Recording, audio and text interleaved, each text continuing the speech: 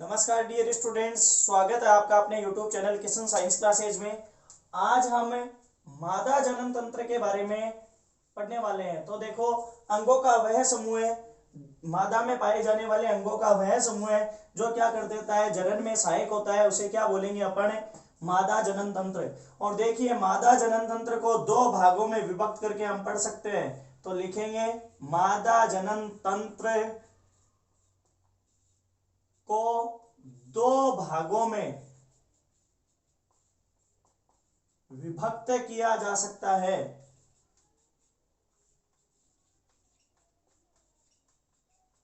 पहला देखिए, प्राथमिक लैंगिक अंग।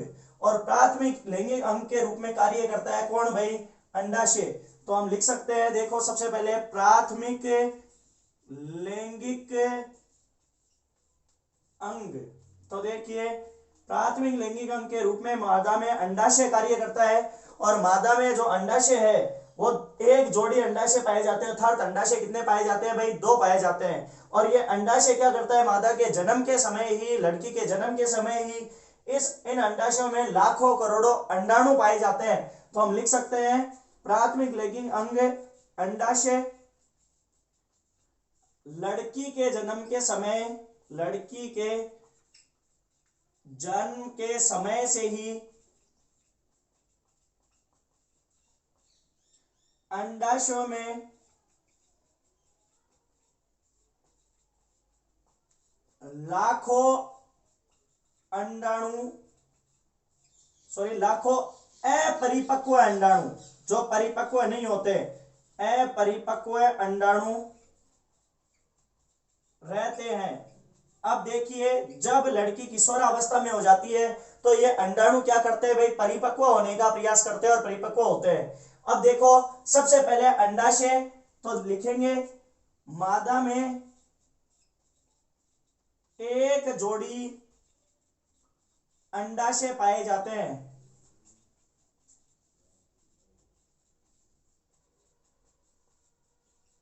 इसके दो कार्य होते हैं। देखो, अंडाशय के कार्य, सबसे पहला कार्य तो ये कि अंडाणुओं को ये परिपक्व करता है। तो सबसे पहला कार्य अंडाणुओं को परिपक्व करता है। और दूसरा कार्य यह है, मादा में लिंग हार्मोन, एक तो है अपना एस्ट्रोजन और दूसरा है अपना प्रोजेस्टेरोन का निर्माण करता है। तो देखिए, लिंग हार्मोन कौन कौन से हो गए? एक तो एस्ट्रोजन और एक हो गया अपना कौन सा भाई? प्रोजेस्टेरोन। ये दोनों हार्मोन है वो मादा में लिंग हार्मोन कहलाते हैं। और इनका निर्माण कौन करता है भाई? अंडाशय करता है। और देखिए अंडाशय के बारे में, अंडाशय अंड को परिपक्व एक माह में, अंडाशय एक माह में एक अंड को परिपक्व करता है, एक अंडाणु का निर्माण करता है। तो हम लिख सकते हैं अंडाशय एक माह में एक अंडाणु को परिपक्व करता है। अब देखिए, ये जो अंडाणु है जो आया अपने पास में परिपक्व होकर, यह आता है गर्भाशय द्वारा, गर्भाशय में आता है अंडवाहिनियों द्वारा।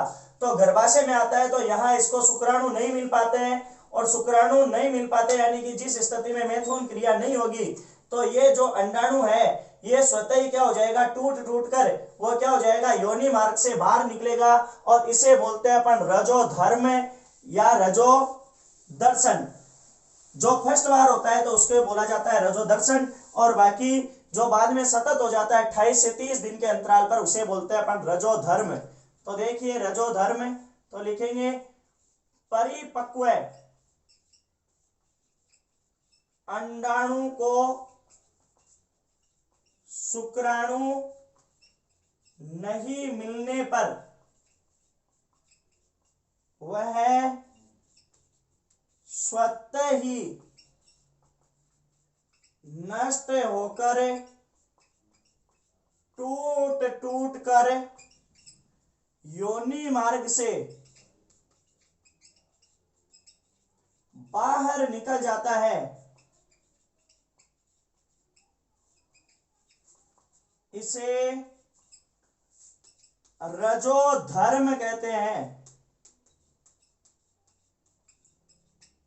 नारियों में या स्त्रियों में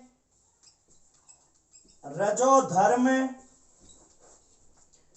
28 से 30 दिन के अंतराल पर होता है। अब देखिए द्वितीयक लैंगिक अंगों के बारे में पढ़ते हैं। तो देखो द्वितीयक लैंगिक अंग कौन कौन से बच गए भाई? एक तो बच गया अपना अंडवाहिनी, एक बच गया अपना गर्भाशय और एक बच गई अपनी योनि।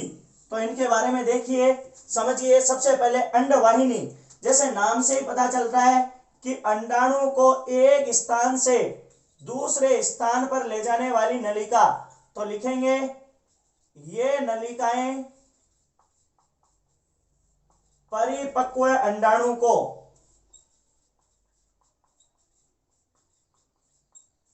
अंडाशय से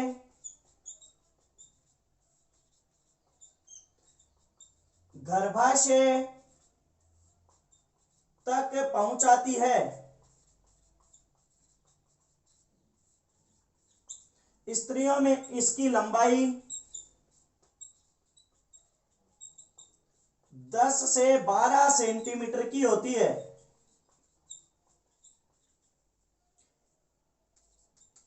स्त्रियों में ये एक जोड़ी पाई जाती है, अर्थात 2 पाई जाती है। इनकी संख्या 2 होती है।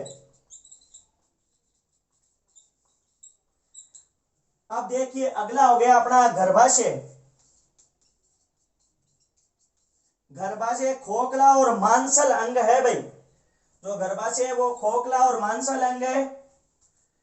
तो हम लिख सकते हैं गर्भाशय खोखला व मांसल अंग है। यहां पर भ्रूण रोपित होता है। अब भ्रूण किस प्रकार से रोपित होता है भाई, इसके बारे में देखेंगे अपन। तो देखिए जैसे ही मैथुन क्रिया होती है तो योनि द्वारा शुक्राणु कहां पहुंच जाते हैं भाई? गर्भाशय में। और देखो अंडाणु कहां पहुंच जाता है भाई? अंडाशय में। तो अंडाणु और शुक्राणु दोनों मिलते हैं। इस प्रक्रिया को बोलते हैं अपन निषेचन। और निषेचन क्रिया द्वारा युग्मनज बनता है। और युग्मनज जब परिवर्तित होता है तो फिर उसके बाद में उसमें भ्रूण का रोपण होता है। तो हम यहां लिख सकते हैं, क्या लिख सकते हैं कि मैथुन क्रिया के दौरान, मैथुन क्रिया के बाद शुक्राणु व अंडाणु का गर्भाशय में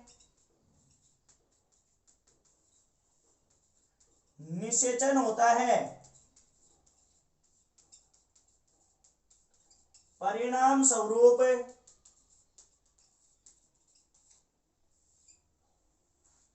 ये युग्मनज बनाकर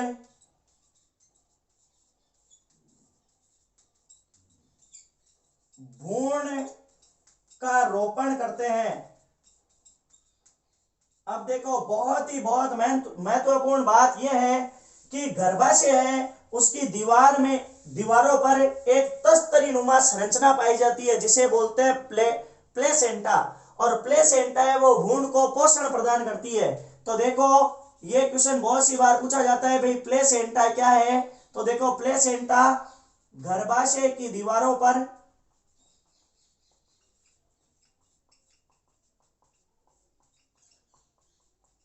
तस्तरी नुमा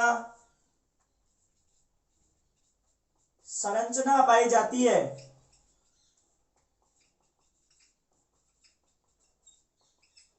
जो भ्रूण को पोषण प्रदान करती है। अब क्वेश्चन ऐसा पूछा जा सकता है कि निम्न में से कौन सी संरचना या कौन सा अंग है जो भ्रूण को पोषण प्रदान करता है? तो वो है प्लेसेंटा। कई बार क्वेश्चन सीधा सीधा पूछ लेते हैं कि प्लेसेंटा से आप क्या समझते हैं, या भ्रूण को पोषण किससे मिलता है, तो भ्रूण को पोषण प्रदान करती है। अब देखिए एक हो गया अपना योनि, तो देखिए योनि गर्भाशय से जुड़ा रहता है भाई, और योनि एक मैथुनांग है, तो अपन लिख सकते हैं योनि मादा में पाए जाने वाला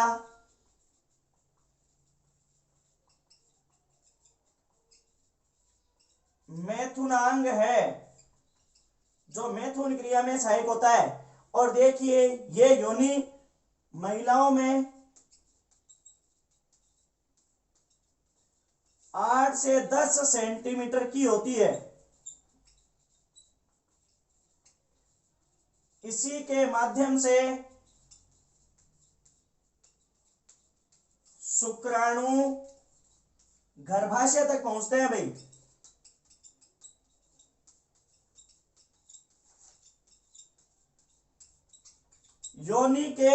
योनि में लैक्टोबैसिलस जीवाणु पाए जाते हैं, और ये लैक्टिक अम्ल का निर्माण करते हैं, अर्थात योनि है उसका जो क्षेत्र होता है, या उसकी जो उसके जो द्रव्य का जो द्रव्य होता है वो अम्लीय होता है, द्रव्य की जो प्रकृति होती है वो अम्लीय होती है। तो लिख सकते हैं योनि में लैक्टोबैसिलस जीवाणु पाए जाते हैं।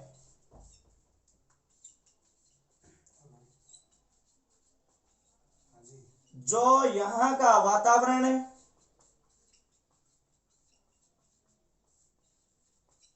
अम्लीय कर देते हैं। अब देखिए यहाँ का वातावरण अम्लीय होने से एक फायदा होता है कि यदि योनि मार्ग से कोई भी जीवाणु कीटाणु विषाणु जाता है तो वह यहीं पर क्या हो जाता है भाई, नष्ट हो जाता है। तो हम लिख सकते हैं लैक्टोबैसिलस जीवाणु लैक्टिक अम्ल का श्रावण करते हैं या का निर्माण करते हैं।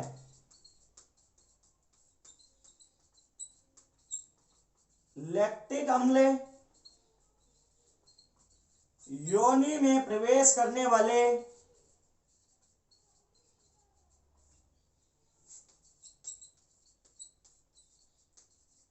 जीवाणुओं को नष्ट करता है।